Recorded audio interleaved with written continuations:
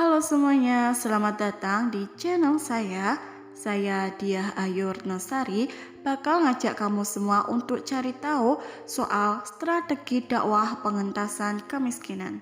Di sini ada poin penting, ada pendidikan, pemberdayaan ekonomi, peningkatan kualitas hidup, dan pemberdayaan sosial. Yang pertama, pendidikan merupakan salah satu faktor utama dalam mengentaskan kemiskinan. Dalam strategi dakwah pengentasan kemiskinan, pendidikan ditekankan untuk memberikan pemahaman dan keterampilan yang dibutuhkan untuk meningkatkan taraf hidup.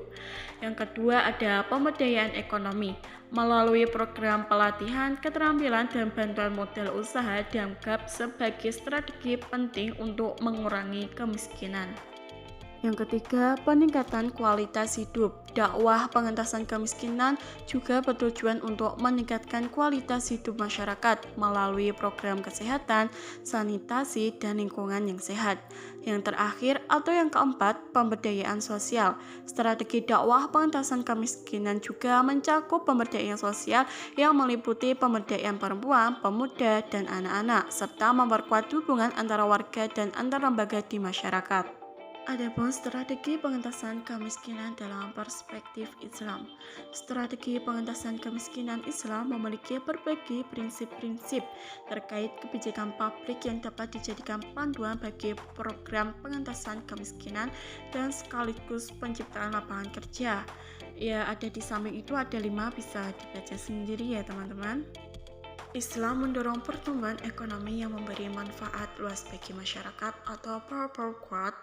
Islam mencapai power growth melalui 2 cara utama, pelarangan riba dan mendorong kegiatan sektoril. Pelarangan riba secara efektif akan mengendalikan inflasi sehingga daya beli masyarakat terjaga dan stabilitas perekonomian tercipta.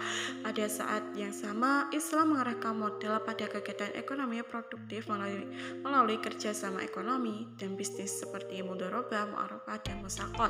Dengan demikian tercipta keselarasan antara sektoril dan moneter sehingga pertumbuhan ekonomi dapat berlangsung secara berkesinambungan. Yang kedua, Islam mendorong penciptaan anggaran negara yang memihak kepada kepentingan rakyat banyak. Dalam sejarah Islam, terdapat 3 prinsip utama dalam mencapai anggaran, yaitu disiplin fiskal yang ketat, tata kelola pemerintah yang baik, dan penggunaan anggaran negara sepenuhnya untuk kepentingan publik. Tidak pernah terjadi defisit anggaran dalam pemerintahan Islam walau tekanan pengeluaran sangat tinggi, kecuali sekali pada masa pemerintahan Nabi Muhammad SAW karena perang. Yang lebih banyak didorong adalah efisien dan penghematan anggaran melalui good government. 3. Islam mendorong pembangunan infrastruktur yang memberi manfaat luas bagi masyarakat. Islam mendorong pembangunan infrastruktur yang memiliki dampak eksternalitas positif dalam rangka meningkatkan kapasitas dan efisien perekonomian.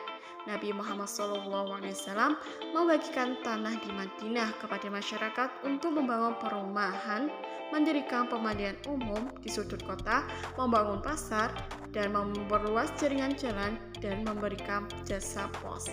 Yang keempat, Islam mendorong penyediaan pelayanan publik dasar yang berpihak pada masyarakat luas. Terdapat 3 bidang pelayanan publik yang mendapat perhatian Islam secara serius, yaitu birokrasi, pendidikan, dan kesehatan. Di dalam Islam, birokrasi adalah amanah untuk melayani publik, bukan untuk kepentingan diri sendiri atau golongan. Yang kelima, Islam mendorong kebijakan pemerataan dan distribusi pendapatan yang memihak rakyat miskin. Terdapat 3 instrumen utama dalam Islam terkait distribusi pendapatan, yaitu aturan kepemilikan tanah, penerapan zakat, serta menggunakan qardul hasan, infak, dan wakaf.